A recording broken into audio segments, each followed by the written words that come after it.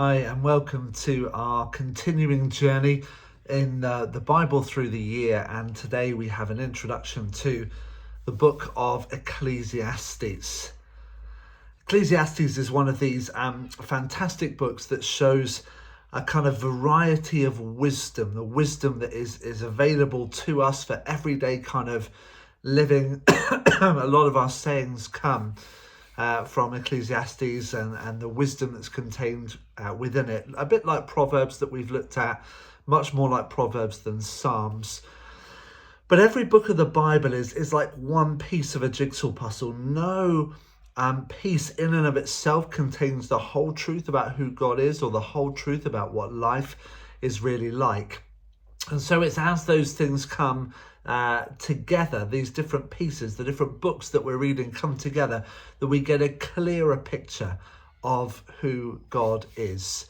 Now, the particular piece of the jigsaw puzzle that is Ecclesiastes is trying to kind of answer those big life questions, I guess. What is the meaning of life? What's the point of it? What's the direction and the goal? What is the point of living? And where do we find that meaning? What satisfies us? Surely there's more to life than eating and drinking and sex and work and, cycle, rinse, repeat, and going round and round and round. That conveyor belt of life. Surely there's more to life. Surely God has more to life than that. You might know well-known parts of Ecclesiastes. I'm just going to read to you from the middle of Ecclesiastes, from chapter 3, probably a well-known part of Ecclesiastes. There is a season and a time for everything under heaven.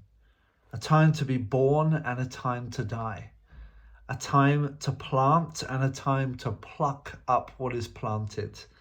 A time to kill and a time to heal, a time to break down and a time to build up, a time to weep and a time to laugh, a time to mourn and a time to dance, a time to throw away stones, a time to gather stones, a time to embrace and a time to refrain from embracing, a time to seek and a time to lose, a time to keep and a time to throw away, a time to tear and a time to sow, a time to keep silent and a time to speak, a time to love and a time to hate, a time for war and a time for peace. A season for everything under the sun.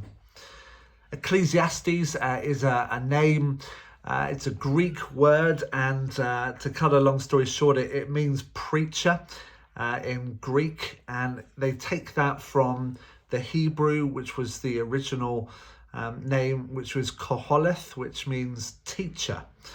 And this idea of the wisdom teacher, the teacher says, and then there's the wisdom that is imparted. And they took it to mean that the person who was in charge of the assembly in Greek, or ecclesia, which is where we get our word church, was a preacher. But actually, in the Hebrew setting, it was a teacher who was in charge of the assembly. And so this is where Koholeth, the teacher, ecclesia, the preacher, Ecclesiastes, the sayings of the preacher, comes from. And it really kind of, if you look at worldly wisdom, it kind of dumps a bucket of cold water on our worldly wisdom. It dumps a bucket of cold water over what our view of godliness or godlessness is as well. All the false expectations that we often have of God, it puts it on there as well. One of the great sayings again in Ecclesiastes is this phrase, meaningless, everything is meaningless. And the word meaningless, it means like vapor. If I had a little spray, you get those little sprays that you can spray water on a plant, and you spray it like that and it gets like a mist comes out. That's what meaningless means. It's vapor water vapor in the air. Everything is just like water vapor in the air. We're here 1 minute, we're not here the next. Our troubles are here 1 minute, they're not here the next. All the stuff we worry and stress about is here 1 minute and gone the next. That job that you're working your backside off to do well in, to get a promotion and all that sort of stuff's gone. It's here 1 minute, gone the next. All the things we build are just like vapor in the air. And so then how do we live in light of that, knowing that that's the reality? We're born, we live, we die. How then do we live? And that's some of the wisdom that Ecclesiastes kind of shows us, moving us away from pride to right living.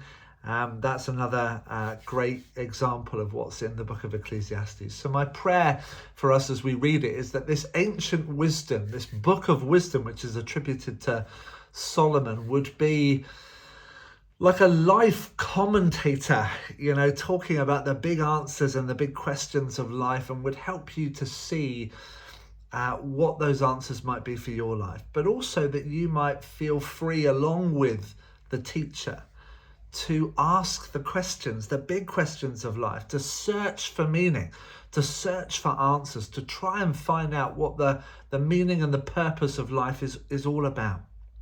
And that in searching, as Jesus said, you might find. If you seek with all your heart, then you will find.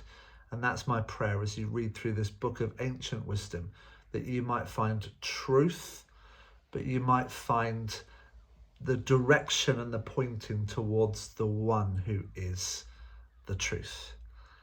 So God bless you as you read this wonderful book. I'll speak to you soon.